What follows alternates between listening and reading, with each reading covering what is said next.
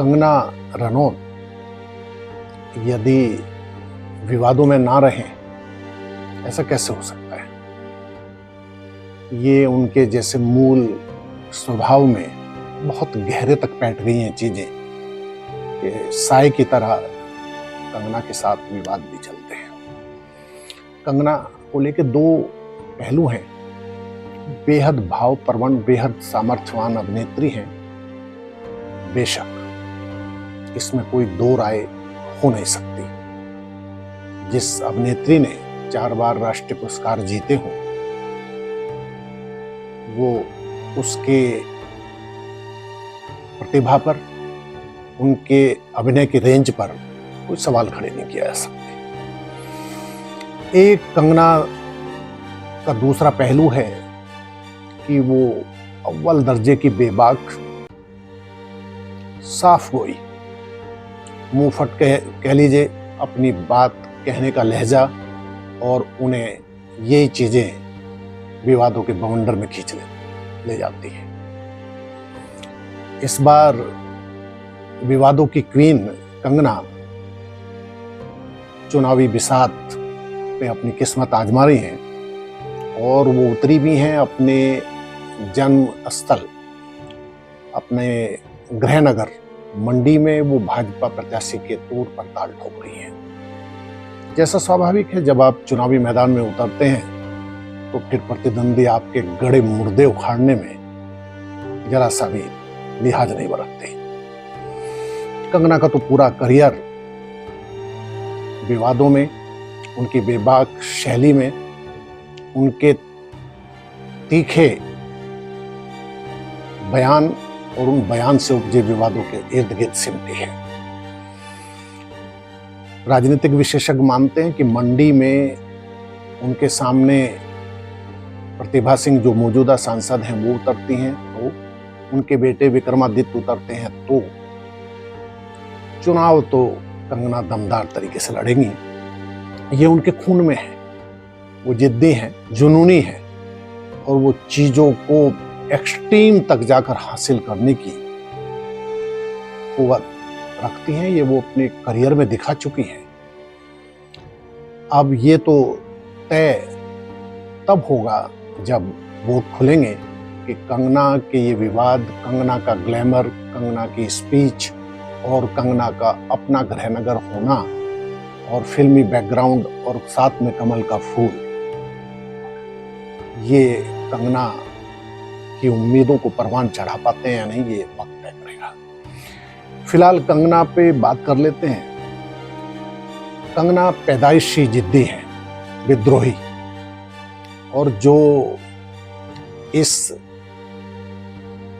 अंदाज के लोग होते हैं वो संघर्ष पथ पे चलते हुए, अग्निपथ पे चलते हुए अपनी चीजें हासिल करने की सामर्थ्य रखते हैं। कंगना ने ये किया है। अपने राजपूत परिवार से बिलोंग करती हैं, 16 साल की एक लड़की, परिवार वाले इच्छुक नहीं है, लेकिन वो उसकी रगों में दौड़ता है अभिनय। वो माया नगरी का रुख करती हैं। कितना मुश्किल, परिवार की कोई ना खुश नहीं। बार बार कहा जाता है कंगना को कि नहीं, माया नगरी के ख्वाब देखना छोड़ दो, लेकिन फिर कंगना रनौत कौन कहेगा उन्हें, यदि वो किसी की सुन ले। कंगना ने हमेशा मन की सुनी है, और फिर उनका जिद और उनकी जुनून उन्हें उस रास्ते पर ले आया जहां ये अभिनेत्री पद्मश्री अवार्ड हासिल कर लेती है, 4 राष्ट्रीय पुरस्कार हासिल कर लेती है, और जब वो बोलती हैं तो सुर्खियों में तब्दील हो जाती है। 2006 में मुंबई की गलियों में खाक छानने के बाद, बहुत दिनों, बहुत रात, कई भूखे पेट गुजारने के बाद गैंगस्टर फिल्म मिलती है कंगना को महेश भट्ट जैसे गॉडफादर की अगुवाई में, और ये उनकी पहली semi hit film. Imran Hashmi उनके अपोजिट थे। लोगों ने नोटिस किया, बाकी फिल्म निर्माता निर्देशक को लगा कि लड़की में आग है, अभिनय की रेंज है, एक अलग शैली, अभिनय की जुदा शैली, किरदार को जीने की भूख कंगना में है। और उसके बाद कंगना मुड़ के नहीं देखती। उसके देखिए उनकी कुछ यादगार फिल्में 2014 में क्वीन ने उन्हें स्थापित कर दिया, एक दमदार अभिनेत्री, लोकप्रियता के शिखर पर पहुंचाया क्रश 3 ने राकेश रोशन के साथ। और फिर उनकी सबसे यादगार फिल्म जिसे कहा जा सकता है तनु वेड्स मनु रिटर्न्स, माधवन के साथ। बार बार देखना पसंद करेंगे आप इस फिल्म को। उसके बाद 2016 से ईमानदारी से प्रोडक्शन में भी हाथ आजमाती हैं, वो डायरेक्शन में भी हाथ आजमाती हैं, फिल्में आती हैं, लेकिन एक अदद हिट के लिए तरस रही हैं कंगना रनौत। अब ये कंगना रनौत ही कह सकते हैं। अभी कुछ दिन पहले उनका बयान आया कि शाहरुख खान और मैं दोनों स्टारडम के आखिरी प्रतीक हैं। आप हंस पड़ेंगे इस तुलना पर, लेकिन कंगना ऐसी है, वो जब बोलती हैं, अभी उनके हाल फिलहाल में चुनावी पिच पर उतरने के साथ ही विवादों के शोले भड़क गए हैं। रही सही कसर कांग्रेसी प्रवक्ता सुप्रिया सिरनेत ने कर दी जब उन्होंने एक ट्वीट किया कि कोई बता सकता है मंडी में आजकल क्या भाव चल रहे हैं। इस ट्वीट को ये घोषित तौर पर अशोभनीय और अमर्यादित टिप्पणी है। इस पर मत जाइए कि कंगना कितनी विवादित रही हैं। उन्होंने भी एक से एक बढ़कर टिप्पणियां की हैं, विवादित, आग में घी गिरने डालने जैसी चीजें की हैं उन्होंने।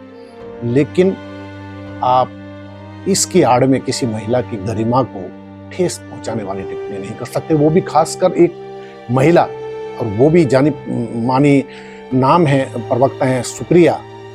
खैर उन्हें माफी मांगनी पड़ी, चुनाव आयोग आगे आया और महिला आयोग ने भी सख्त रुख अपनाया। खैर ये विवाद निमटा। अभी कंगना का ये सिरनेत विवाद खत्म नहीं हुआ था। कांग्रेसी एक नेता ने, महाराष्ट्र के हैं, उन्होंने 2019 का ट्वीट खोज निकाला कंगना का।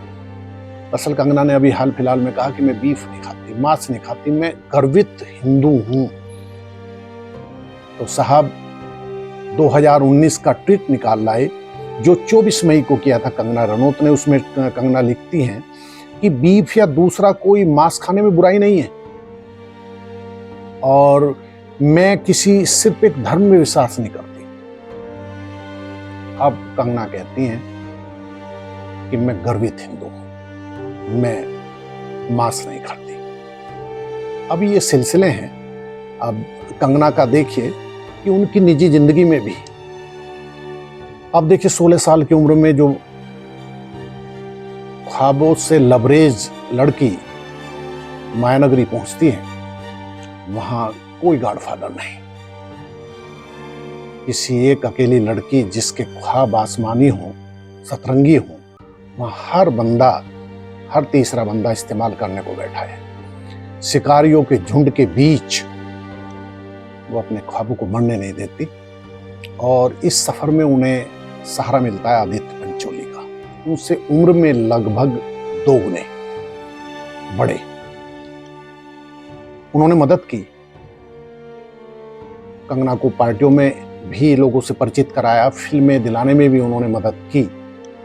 लेकिन इस रिश्ते का इतना दर्दनाक अंत हुआ कि सरेआम कंगना ने आदित्य पंचोली पर शारीरिक शोषण, मारपीट करने के आरोप लगाए, एफआईआर तक कराई गई और बेहद तल्ख अंदाज में इस रिश्ते का अंत हुआ। कंगना चलती हैं, अपना सफर तय करती है, गैंगस्टर मिलती है, क्वीन से हिट होती हैं, वो अपने सफर में रमी हैं। इस बीच क्रश 3 के दौरान 2013-14 के दौरान वो ऋतिक के साथ काम करती हैं। फिर रिश्ते में बढ़ती हैं वो तथाकथित तौर पे। दोनों ने एक दूसरे को डेट किया। कंगना ने माना भी कि ऋतिक उनके प्यार रहे हैं, लेकिन दुर्भाग्य देखिए कि इस रिश्ते ने भी इस तरीके से अशोभनीय अंदाज में सफर तय किया कि मामला साइबर सेल तक पहुंचा गया। सारी चीजें जो एक रिश्ते में गोपनीयता के पर्दे में छिपी होती हैं, वो सरेआम जगहसाई बन गई। कहा गया ऋतिक की तरफ से कि 13-14 के दौरान करीब 100 मेल कंगना की मेल आईडी से किए गए, टीका टिप्पणी की गई, सारा सब कुछ। एक खूबसूरत कपल, एक बेहतरीन, एक अच्छा रिश्ता। पता नहीं किसकी नजर लग गई और कंगना फिर अकेली रह गई। फिर अध्ययन सुमन उनके हिस्सा हैं जिंदगी का। कभी अध्ययन से बात करिए, शेखर सुमन के बेटे हैं, फ्लॉप रहे, एक्टिंग के तौर पे नहीं चल पाए, लेकिन कंगना को वो भी भाई। और आज जब अध्ययन को कुरेदा जाता है तो वो कहते हैं कि मेरी जिंदगी का सबसे काला पक्ष, सबसे दर्दनाक सफर यदि है तो वो कंगना के साथ बिताए वक्त है। पता नहीं कौन कसूरवार है। कभी कंगना ने अध्ययन के बारे में कोई टिप्पणी नहीं की। कंगना ऐसी हैं, बेबाक, दो टूक कहने वाली। ये वही कंगना है, कंगना रनौत कर सकती हैं कि वो करण जौहर के चैट शो में इस अंदाज में उनके सामने कह देते हैं कि आपने नेपोटिज्म, भाई भतीजावाद को यदि सबसे ज्यादा बढ़ावा आपने दिया है। करण जौहर मुंह ताकते रह जाते हैं। ये साफ कोई आसान नहीं है इतना। जहां जिस मायानगरी में चापलूसियों और चरण वंदना से रोल झटकने की परंपरा रही हो, वहां एक लड़की एक बहुत बड़े डायरेक्टर, कामयाब निर्देशक के सामने उसी के चैट शो में कह सकती है कि आपने किया क्या है। फिल्म स्टारों के बेटों बेटियों को प्रमोट किया है सिर्फ। वो इसके आड़ में आलिया भट्ट को भी निशाने में लेती है, वो तापसी पन्नू को भी नहीं छोड़ती, स्वरा भास्कर भी उनके लपेटे में आ जाती है। वो जब अपनी पाते हैं तो किसी को नहीं बख्शती। लेकिन इन पूरे सारे वाकयात के बीच सबसे बड़ी बात यह है कि एक लिमिट, आप हद रखिए टीका टिप्पणियों की। अभी उनका हाल फिलहाल में उन्होंने सुभाष चंद्र बोस को देश का पहला पीएम बताया। फिर पीछे पड़ गए लोग कंगना के। क्या मतलब है?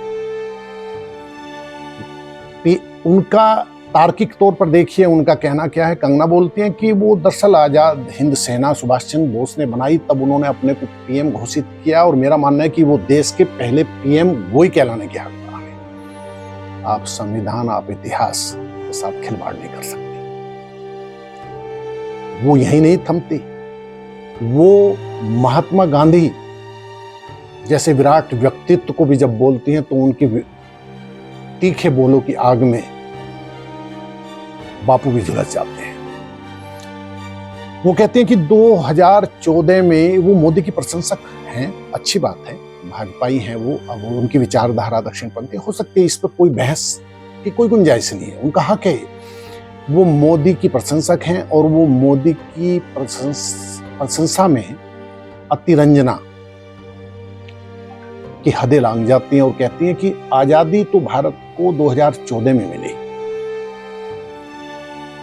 मतलब 1947। उनका तर्क है कि 1947 में जो आजादी मिली वो भीख में मिली।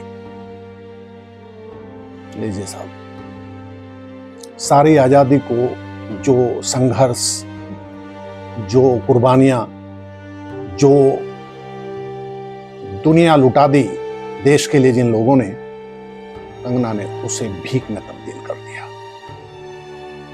वो बापू को सत्ता का भूखा और चालाक भी कह चुकी है। आपको याद होगा episode Sushant Singh Rajput murder case में वो लताड़ लगाती हैं आमिर खान से लेकर अमिताभ बच्चन तक जैसी शख्सियत को कि भाई आप बोल क्यों नहीं रहे, आपकी जुबान क्यों सिली हुई है। वो मुखर होकर बात करती हैं और यहां तक जाती हैं कि संजय राउत से और उस समय के सीएम उद्धव ठाकरे से पंगा लेने में वो कोताही नहीं बरतती। अंजाम सत्ता से टकराने का ये कि कंगना का बंगला, जो इससे पहले अवैध नहीं था, अतिक्रमण का शिकार नहीं था, उसे बीएमसी तोड़फोड़ करने के लिए अपनी कर्मचारियों की टीम को भेज देती है। वाद विवाद चलता है, ट्वीटबाजी चलती है, लेकिन कंगना ही है। वो उनके सिलसिले ऐसे ही चलते रहेंगे। अब वो चुनावी पिच पर उतरी हैं, वो रुकने वाली नहीं है। और ये भी तय है, इन विवादों से उनका कोई नुकसान नहीं होना है। आजकल का जो दौर है वो इन विवादों से सुर्खियां बटोरेंगी। अपने घर में, मंडी में वो थमने वाली नहीं है। ये वाक युद्ध, ये जुबानी जंग और तेज होगी। और वैसे भी उनके परदादा सूरज सिंह एमएलसी रह चुके हैं। अब उनके पिता अमरदीप से रिश्ते सुधर चुके हैं, बेटी कामयाब हो चुकी है, सफल अभिनेत्री है। अब सारा परिवार, उनकी बहन रंगोली हमेशा उनके साथ रही है। और कंगना जो ठानती हैं उसे वो तो हासिल करने की कुव्वत दिखाने में उनका कोई जोड़ नहीं है। चुनावी जंग बेहद दिलचस्प होगी और विवादों के शोले भी भड़कते रहेंगे। देखते हैं कंगना चुनावी पिच पर कैसी कामयाबी हासिल करती है।